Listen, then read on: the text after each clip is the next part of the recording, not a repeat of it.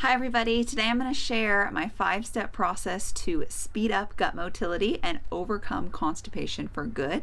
Now, I had chronic constipation for 15 years. I only had about 2 to 3 bowel movements a week. I always felt backed up, bloated, gassy, and just not good. So I'm going to share with you in this video exactly what I did to speed up my motility and get to a place where I was having complete daily bowel movements every single day. So for the past 7 years, I've had a bowel movement almost every day, and it is just easy now. I get up, I work out, I eat breakfast, I get an urge, I go, and it's simple and I don't have to think about it. It's amazing, and I want the same thing for you. So something that I learned was even if you struggle with constipation, you still have to focus on your entire digestive system and getting it to work properly. Your colon is the very last stage of digestion. Before that, you have your mouth where you're eating, your esophagus, your stomach, and your small intestine. So everything before has to be working properly, because if any of those aren't working properly, they're going to pass the burden on to the next section, and eventually that's going to be your colon. So not strong enough stomach acid and not breaking your food down thoroughly enough can lead to excess waste, which then causes constipation. Having a microbiome that's out of whack can lead to certain microbes producing these gases that draw fluid away from your colon and worsening constipation. So you really need to get your entire digestive system functioning properly in order to speed up motility and overcome constipation. So let's get into what I did to speed up my motility and, like I said, overcome 15 years of chronic constipation, having 2 to 3 bowel movements a week, to now for the past 7 years having bowel movements almost every single day. One thing before we do get into this is I want to let you guys know I just released a brand new course. It's called Ancestral Gut Healing, and it's designed to help you heal your chronic gut and digestive issues at the root so you can be symptom-free as soon as possible. And I'm really excited about it. So if you're interested, I have a link down below where you can find out a little bit more info and you can sign up if you're interested. There's also a launching discount. So if you sign up by Wednesday, October 29th, it will be $50 off of the course. So the first step is you want to set yourself up for success. And I mean a few different things by this. First of all, you want to eat relaxed, and this is really important for your body to be able to release the digestive enzymes and juices that you need to actually break your food down well. You also want to chew thoroughly, and just chew your food thoroughly. I know these two sound simple, but I have gotten a lot of comments and messages saying, thank you. Just chewing my food more thoroughly massively decreased my bloating and made me feel so much better. Or eating slower really does work. So I know they sound simple, but give them a try. It really makes a big difference. You also want to just sit down and relax for at least 10 minutes after your meal.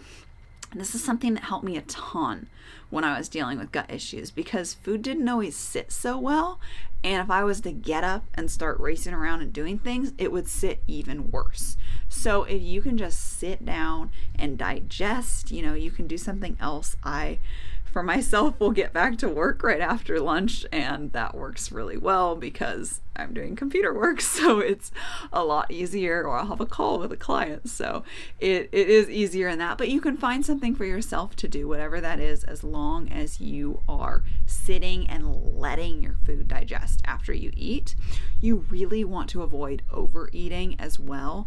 Now, once you're healed, you get a little bit more grace with this, but when you're struggling, if you overeat, it's like a rock in your stomach. It's just, your stomach is like, oh my God, I can't tolerate this right now. Why did you give me this much food? And it really worsens constipation a lot too, because it just sits like a huge wet log on like a little fire that you're trying to get going. It just puts the whole thing out. So it's not a good idea. And because your digestive system will not do a very good job if you overeat, you're just going to end up with a lot more waste and worse constipation again.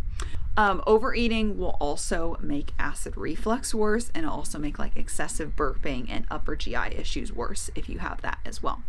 The next thing for setting yourself up for success is you want to space your meals by at least 3 hours, and you want to have about 3 to 4 meals a day around the same time. 3 hours just lets your stomach to digest pretty much all your food and move it into the small intestine before you're adding new food to your stomach.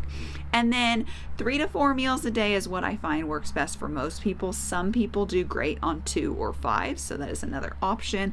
I love 3 personally, that's my favorite. But basically, splitting your food up enough that you're not having this like one massive meal at once, but also not eating too frequently. So like I was saying, you really are able to digest things fully before you move on to another meal, because if you're struggling with constipation, you probably aren't that hungry. So this is really helpful. Be sure to balance your meals. They should contain protein, fat, and carbs. This will actually keep you satiated for that 3 hours between the meal. And there are so many other benefits of this, getting all your nutrients in. They have different functions. I could go on about that, but that's not really what this video is about. So just make sure you get all your macros, protein, fat, and carbs in every single meal. And then also eat just gut-friendly, easier to digest foods. That's going to be lots of animal foods, any kind of meat or seafood. If you tolerate dairy, that's great. Eggs are amazing. Fruits, veggies are great. So those should be like the staples. And then I talk about this a lot, but avoid processed food, sugar, alcohol, seed oils, and improperly prepared grains, nuts, seeds, and legumes. If you do soak, sprout, or ferment your grains, nuts, seeds, or legumes, then you might be able to have some of those on your gut healing diet. Everybody's a little bit different though. So these are the things that will just set your whole digesting experience up for success. And that brings me to the second step, which is to then give your digestion a little boost. So one of my favorite things for that is to drink apple cider vinegar water or like a ginger lemon tea with your meal to boost your digestion. Quick caveat, if you have gastritis or a stomach ulcer, you're not going to want to do this. It's going to burn and it's not the right stage for you. You're going to want to work on healing that first. And if you do have that, I'll link a video about how to heal gastritis up above. But anyway, so what you want to do here is you want to take a cup of water. It can be either warm or it can be room temperature, but just not cold, and 1 measuring cup, so that's 8 ounces, and add a tablespoon of apple cider vinegar or lemon juice to that. Then you add a pinch of salt. This makes it more hydrating. Sodium's also good for your stomach acid, and you can add a little cinnamon or ginger if you want to. And if you are really struggling here, you can have that with every meal. I have a client right now who's having this with every meal, and she was struggling with constipation, and her last 2 weeks have been like amazing bowel movements. She's gone 6 times each week the last 2 weeks, and she loves this. It works really, really well for her. Now, if you want to have a larger amount, you could do 2 cups. I personally lately have been really loving a ginger lemon tea with my dinner. So I will have tea. So that's going to be, my mug is about 16 ounces. So that's 2 cups. And I'll do about 2 tablespoons of lemon juice. So just remember, it's 1 tablespoon to 1 cup. of a ratio. Put a little pinch of salt in there. I'm doing it as a tea, so I do it hot, and I put ginger, fresh ginger, in the water when I'm making it. And then what else did I add? Oh, I started adding honey. I'm not usually a honey in the tea kind of person, but it's actually really nice to have a little raw honey stirred in there. So that is what I have been having. Those are some different variations. You can pick what you like, but having this with your meal will make it easier to digest. Also, you can use vinegars and lemons in your cooking as well to help. I mentioned earlier, if you have gastritis, this is not going to be a good option. So what you could do instead is you could have a ginger tea. Made with fresh ginger is best. So if you just cut some ginger slices, cut off the peel, and put it into some water and boil it, that could be a really good option for boosting your digestion, but not aggravating your stomach lining. So then the next thing you want to do here for just giving your digestive system a boost is to drink bone broth or meat stock with your meal. So basically the collagen in this is going to help your digestive system in a lot of ways. First, it attracts more digestive juices, enzymes, and bile to the food, and it increases your stomach acid production. All of these are going to improve the breakdown of your food and lead to a greater nutrient absorption. And then collagen absorbs and retains water, so it increases fluid in your intestines. So this is really great for encouraging more regular bowel movements in people that have constipation. I have a client, and she told me that when she misses bone broth for a few days, she can be prone to getting her constipation come back. But since she's been religious with her 2 cups of, actually she does meat stock because she had histamine intolerance, although that's pretty much gone now. But anyway, when she's religious with her 2 cups of meat stock a day, she has really good bowel movements, and she's had excellent bowel movements for the past month. So it really does make a big difference. Then you want to avoid like cold water, cold beverages, and plain beverages with your meal, because cold is going to be hard to digest, but the plain beverages are going to decrease the acidity in your stomach, and you really need your stomach nice and acidic. It should be between a 1 and a 3 on the pH scale, so that's very acidic. The 3 is more like resting between meals too, so it should be more like a 1 or 2 when you're at the end of digestion and you have enough acid in there. So anyway, it needs to get that low to be able to release certain digestive enzymes, to be able to break down food, and to be able to move on to the next step of digestion as well. So that's really important. In practice, I'd have 2 cups of bone broth or meat stock with 1 meal. Now you can split it up if you want. This is my personal favorite way to do it, but I have 1 with 1 meal. And then you could have a cup of water with the tablespoon of apple cider vinegar, or you could do the ginger lemon tea that I mentioned, same ratio, or you could have more, so that's how I do it. Or if you're having the lemon water or apple cider vinegar water, because that's 1 beverage, it can be kind of a lot to have too many beverages in a meal. You could split your bone broth up more. One of my clients, she does like a cup of bone broth at each meal and a cup of the water with apple cider vinegar at each meal. Also, just note that like peppermint tea, or just plain hot water with lemon are great choices as well. So other herbal teas can be soothing. I have always found peppermint to be a very soothing tea when I just felt like my stomach was in knots and backed up and gassy. Peppermint tea was very relieving for me. So you could also throw some peppermint tea in there if you want. And yeah, just note that you can take an HCl supplement or digestive enzymes if you want. It can be helpful in some situations. However, it's a shorter term fix. It's more something to make you feel better as you're healing the root cause. It is absolutely something that you'll want to get off of and make sure you're supporting your body making enough on your own.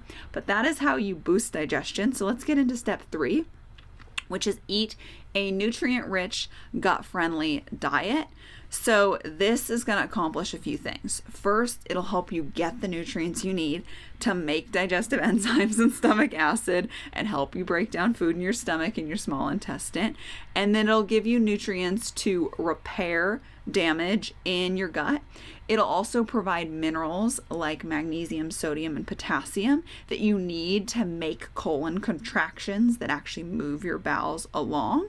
And it'll also be easier on your digestive system and not put like an extra burden on it, so you won't have a bunch of excess waste that then is adding to what you have to get rid of in your stools. And just an example, like a lot of quinoa and raw leafy greens and just a lot of hard to digest foods. Those are the kinds of things that are very high fiber, that will back you up a lot further. Believe me, I used to eat like that when I was vegan, and my constipation was never as horrible as it was when I was vegan and eating those kinds of things. Instead, meat, eggs, mashed potatoes, applesauce are the easiest to digest foods, but of course you can have other animal foods and fruits and veggies in there as well. I just cook your veggies. And then I recommend, in general, you just follow an ancestral diet. I talk about it all the time. I have tons of videos that go over that. A Weston A. Price style diet. I have a video, actually, I'll link up above, that goes over the fundamentals of that if you want to learn more about the dietary side of healing. And the fourth step is to encourage regular bowel movements. So we're kind of moving through the digestive system, and we want to focus more on your bowels now, because obviously that's the main area of constipation.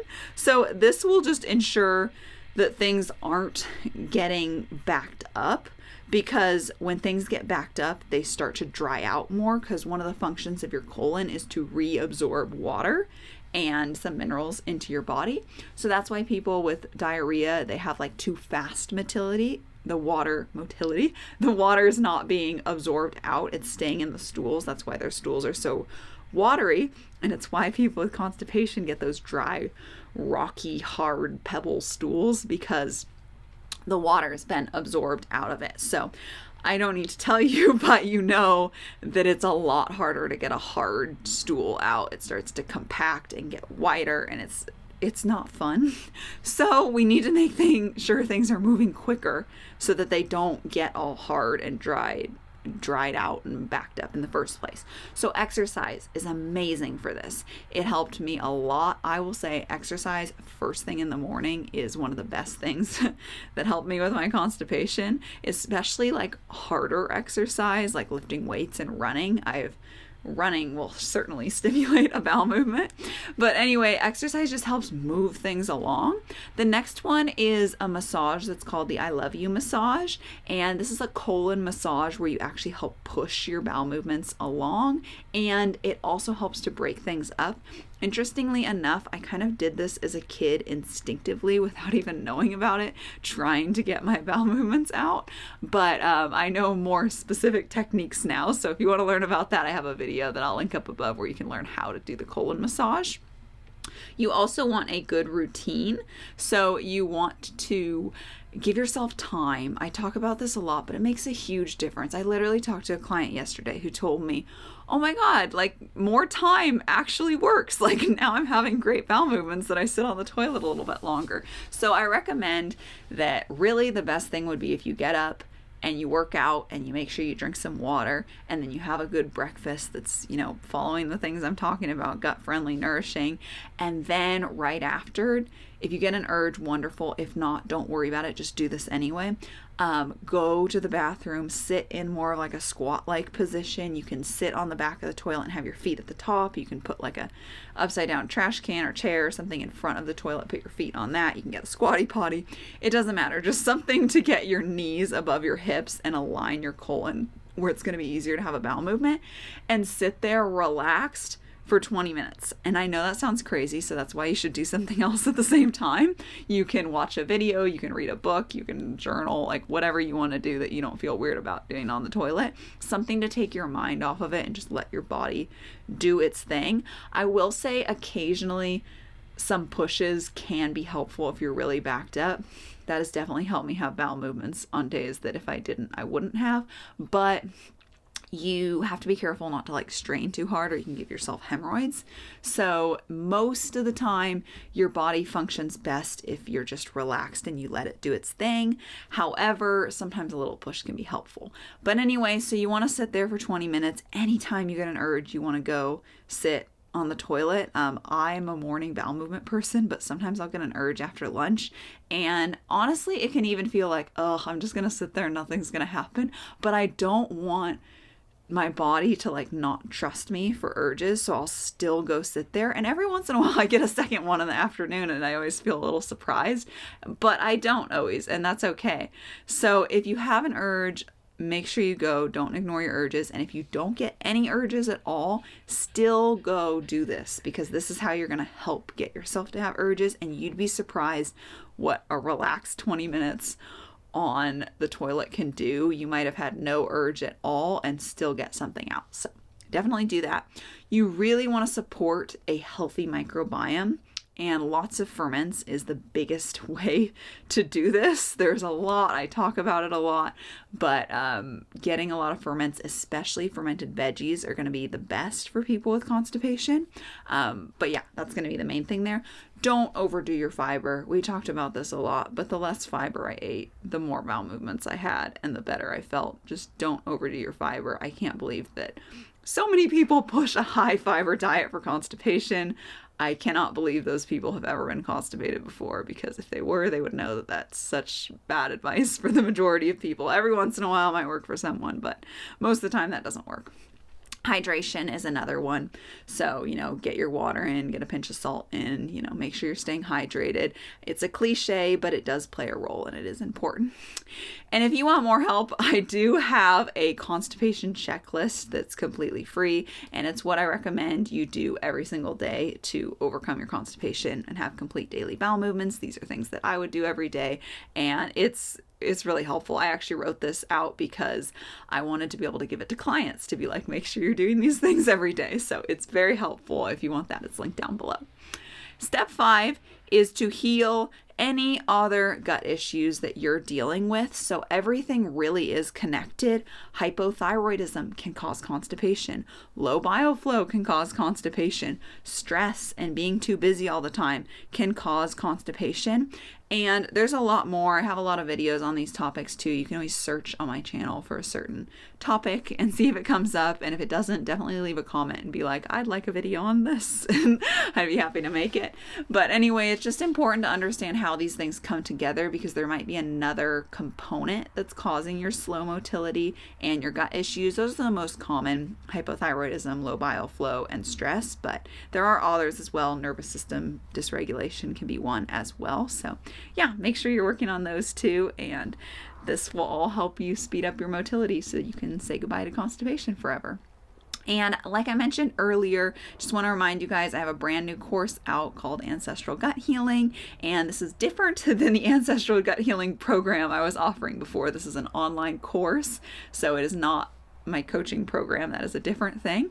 But this course walks you step by step how to heal your gut, and it gives you lots of resources in there to help you. I really put everything I teach my clients into a course that you can go through at your own pace. And it's also $50 off right now as just a little promotion for anyone who wants to sign up in the first little bit of it being offered. I can't remember the exact amount of days. I just released it this Monday though.